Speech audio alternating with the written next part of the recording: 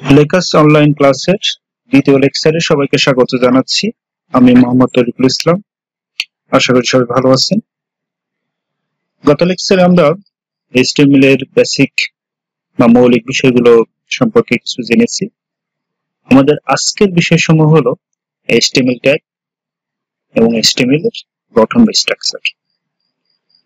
তো শুরুতেই আমরা ট্যাগ আসলে কি বা স্ট্রাকচার আসলে কেমন ভাবে করব এই বিষয়গুলো নিয়ে আমরা আলোচনা করব। তো ট্যাগ হলো HTML এর প্রাণ। HTML বা ওয়েব ডকুমেন্ট বা HTML পেজ বা ওয়েব পেজ তৈরি করার জন্য আমরা ভিন্ন ভিন্ন ট্যাগ ব্যবহার করি। ভিন্ন ট্যাগ ব্যবহার করে আমরা ওয়েব পেজ গুলো তৈরি করি। তো শুরু করা যাক আমাদের আজকের বিষয়সমূহের আলোচনা। আমরা প্রথমেই আলোচনা করব HTML ট্যাগ। কোড লেখার আগে পরে নির্দিষ্ট কিছু চিহ্ন সহ নির্ধারিত কিছু শব্দ ব্যবহার করা হয়, এগুলোকে আমরা ট্যাগ বলি।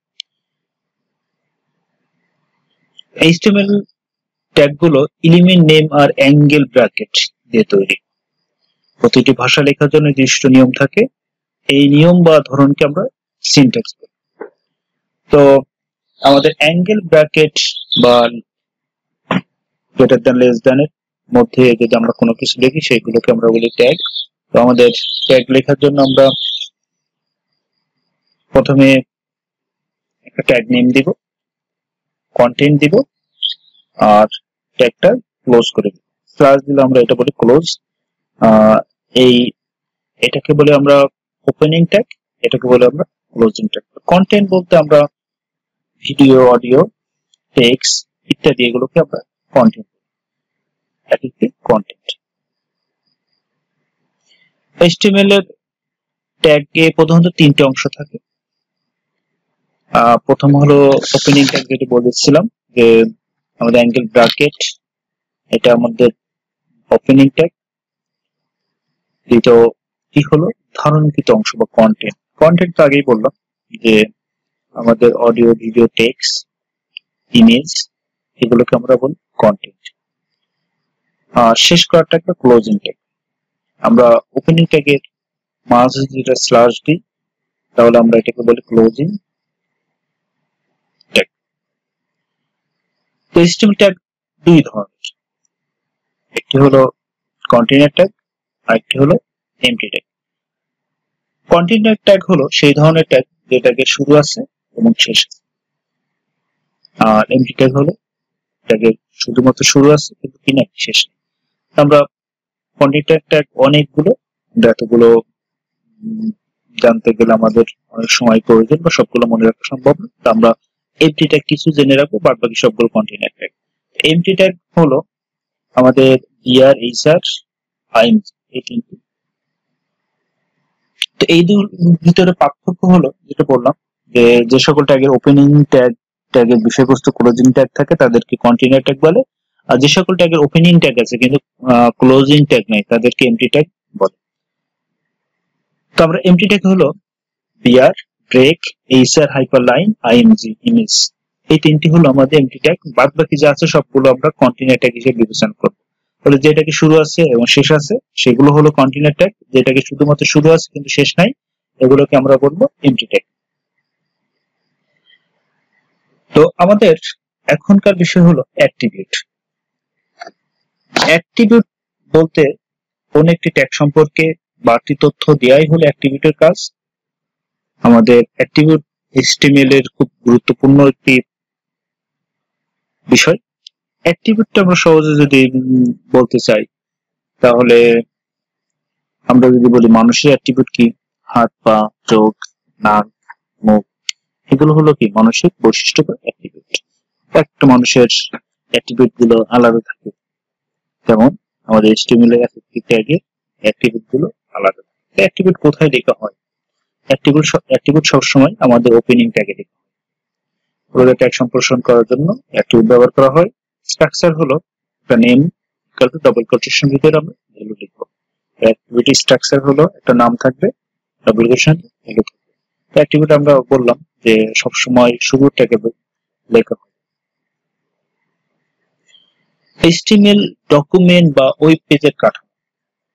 আমাদের কাঠামো বলতে আমাদের স্ট্রাকচারই বোঝায় যে আমাদের ওয়েব পেজের কাঠামোটা কেমন হবে বা HTML ডকুমেন্ট স্ট্রাকচারটা কেমন হবে। আমাদের ওয়েব পেজ বা HTML ডকুমেন্ট স্ট্রাকচারকে আমরা দুইটা ভাগে ভাগ করতে পারি। একটি হলো হেড সেকশন, আরেকটি হলো বডি সেকশন। হেড সেকশনকে আমরা বলি অপশনাল, এটা না দিলেও অসুবিধা নাই। আমাদের যাবতীয় যা কিছু লিখবো বা দেখবো সেটি হলো আমরা বডি সেকশন। হেড সেকশনে আমরা সাধারণত টাইটেল, মেটা ট্যাগ এগুলো লিখে থাকি। তো আমাদের HTML এর স্ট্রাকচারটা যদি আমরা দেখি তাহলে দেখবো যে আমাদের দুইটি section, head section, body section. Head section হলো বডি সেকশন আগে লিখতে হয়। আমাদের হেড সেকশনের ভিতর বললাম টাইটেল, স্টাইল, জেএস মানে হচ্ছে জাভাস্ক্রিপ্ট, লিংক, মেটা ট্যাগ ইত্যাদি ব্যবহার করা ইত্যাদি এখানে ব্যবহার করে লেখা হয়। বডি সেকশনের ভিতরে আমাদের কন্টেন্ট অফ ওয়েব পেজ, মানে এখানে যে কন্টেন্ট গুলো থাকবে।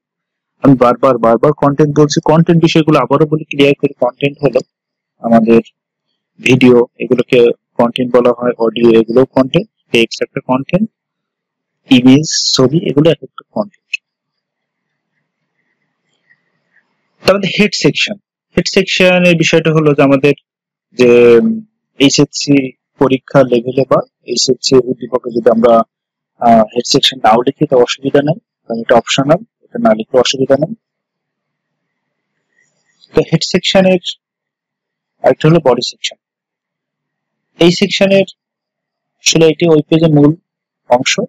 একটি ওয়েব পেজে বিভিন্ন ধরনের text, graphics, audio, video, link ইত্যাদি প্রদর্শন করার জন্য প্রয়োজনীয় সকল কোড এই অংশে লেখা হয়। তো আমাদের বডি সেকশনে আমরা এই সবগুলো ট্যাগ ব্যবহার করি।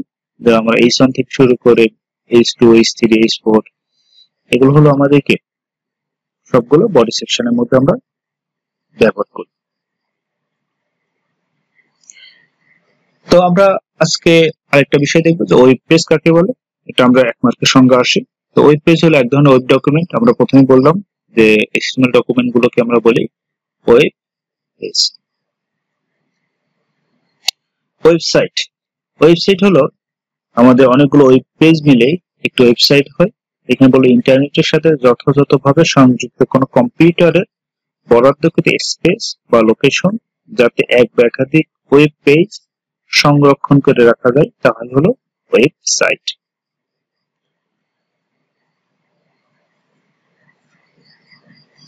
ওয়েব ব্রাউজার, যে সফটওয়্যার ইন্টারনেট ইনফরমেশন বা ওয়েব পেজ বা ওয়ার্ল্ড ওয়েব www প্রদর্শনের কাজ করে তাকে ওয়েব ব্রাউজার বলে। ওয়েব ব্রাউজারের কাজ হলো আমরা কোনো ওয়েব পেজ প্রদর্শন করার জন্য আমরা ওয়েব ব্রাউজার ব্যবহার করি। তো আজকে আমরা দেখলাম যে আমাদের HTML tag, HTML attribute, HTML structure, website, web browser, web page.